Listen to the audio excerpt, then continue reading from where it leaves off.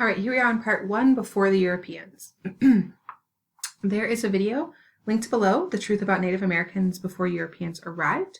You're going to watch that video and then answer the questions that go with it. Excuse me. If you're struggling to get the video link open, you might just need to copy and paste the link into the search. You might want to try it not on Google Chrome, but on Internet Explorer, or you can watch it on your phone. That's the title of it, so it's linked there. So after having watched the video, or kind of as you watch, write down anything that you find interesting or that you didn't know before the video. Some really interesting ones that I had when I first watched it is that there is some speculation that the population of natives before European arrival was over 100 million people. That's a lot. The United States is something like 350 million people currently, so a third of what we have now likely resided here before. It's quite a few. Excuse me. Others might be that the idea that the Inca were overtaken because of Europeans on horses also is very silly because of the stairs. I think we often assume because one group from that region had something terrible happen to them because of one thing, that we assign all of that demise, which just simply isn't the case. Question number 2 is asking you to finish this statement. According to the video, native societies were actually, so this is pretty open-ended. You can summarize it, you can find something really specific, but native societies were actually what? What in fact were they? Question number 3. How do you think the idea of an advanced cultural, technological, and agricultural native population before European contact makes people feel uncomfortable? So how do you think that the cultural advancement of the native populations makes people feel uncomfortable? What about that? Technological, why is them having really advanced technology uncomfortable? And why is agricultural advancement really uncomfortable, particularly to Europeans recording history? Once you've done that, we're going to take a look at this image, and there's also a chart below. And based on what you see here, and just to the best of your abilities, assumptions you can draw about Native American regions, based on where it is, you're going to complete the chart. So if I am looking at this, I see this lighter purple here. Those are northwest coast tribal groups. So kind of up here in what is now modern day Oregon, and coastal Washington. Then we've got the southwest tribes. These are a lot of populations down in the area. We have here in Colorado, the Navajo, the Anasazi, which actually is fallen out of favor as being called a group. We would call them ancestral Puebloans. The Hopi and the Zuni, or Zuni, depending on where you how do you say it. They're the southwest tribes. And then we've also got the California Intermountain groups. Those are similarly we've got those populations here in Colorado as well. The Ute, kind of in that southwest region where Mesa Verde is. The Navajo and the ancestral Puebloans also are in that area. Next, we have plains populations. Again, we have these here in Colorado, traditional groups. We've got everything from the Blackfoot up here at the border, the Crow, the Apache, the Arapaho. So they're sort of in this plains region.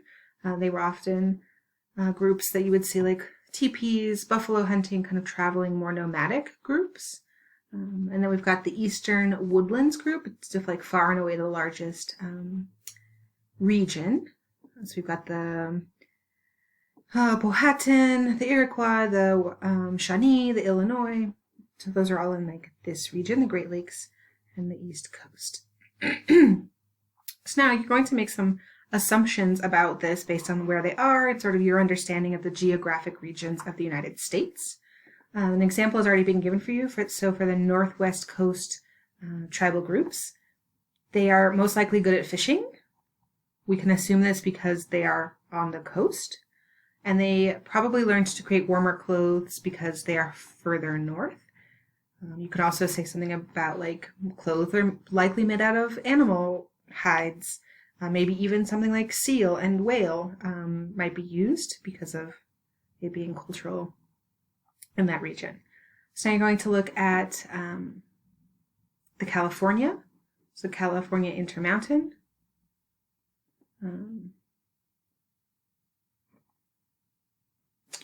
To amend these really quickly, but you're just going to go through and look at what they each group has. Go ahead and pause this video and we'll come back. All right, so you've got the coastal regions, California. I want you to look at like how they would interact on the coastal regions, because even though they're considered like similar tribes, they definitely would have different traits. And then the Intermountain, sort of that inland group. The Southwest, you're looking specifically here. The Plains, the orange, the Northeast. So we're looking at these eastern woodlands. But I want you to think about like North and East, and then South and East. How would they be different? Also kind of based on what you know, like Florida, modern day Florida compared to like modern day Maine. How would those be different? Excuse me. Once you're done with that, you are going to click on this link here that says Native American Tribes Map Quiz Game. It's going to take you to this website. Let me pull it up real quick. This right here. So it's going to open to the quiz. If you are like, I am not feeling ready to even consider putting, like guessing where these tribal groups are, you can go down here to where it says Learn. And then there's not a quiz associated with it. It's like not timing you. There's nothing going on. You can see like where these tribal groups are. So you can click on these little squares. And this one, for instance, is the Cree. And it gives you information about the Cree specifically, that tribal group. They originally lived in the subarctic. It's like sub means under. The Arctic means up here at the top of the country, so underneath the top, which is now modern day Canada. Given this large area that the tribe covered, their diet varied greatly.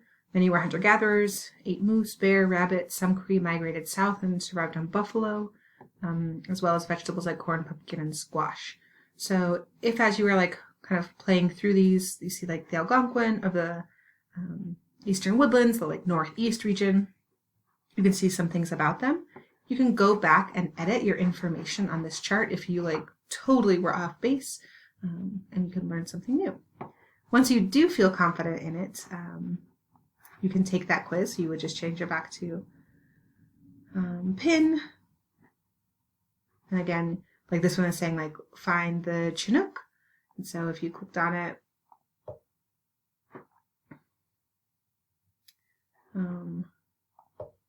wrong. Oh, there it is. So it would show me like there's the Chinook. So I was going to walk you through it a couple times. Okay. Once you're done with that, you're coming back and we're going to talk about the Blk Legend. I'll see you in that next video.